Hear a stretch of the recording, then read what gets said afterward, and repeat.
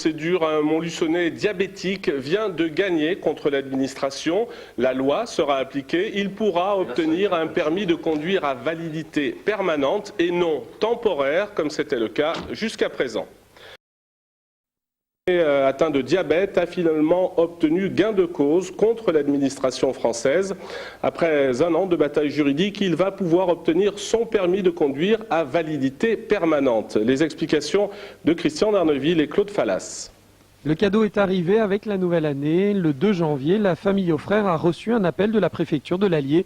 Les services administratifs signifiaient à Florent qu'il aurait un permis permanent.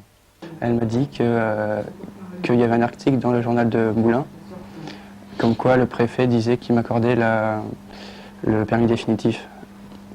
Et là, ce matin, on le voit dans le journal.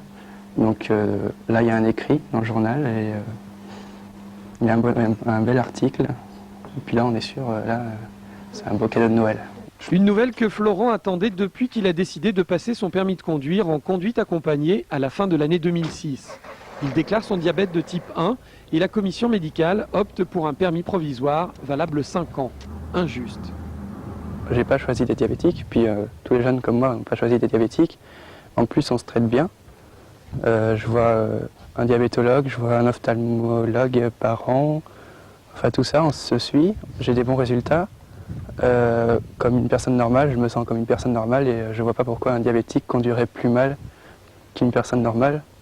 Depuis 2 ans, en effet, la loi a changé. Les personnes diabétiques peuvent obtenir un permis définitif. Un nouveau droit que Florent a entrepris de faire respecter avec l'aide de son père. Ils saisissent l'administration jusqu'au ministre et la HALD, la haute autorité de lutte contre les discriminations. Il y avait quand même une différence de traitement par rapport aux autres diabétiques en cours de leur vie. C'est que les jeunes, eux, étaient obligés de se déclarer sur le formulaire de demande à l'occasion de s'inscrire en permis de conduire, sur les documents CERFA, mettre une croix.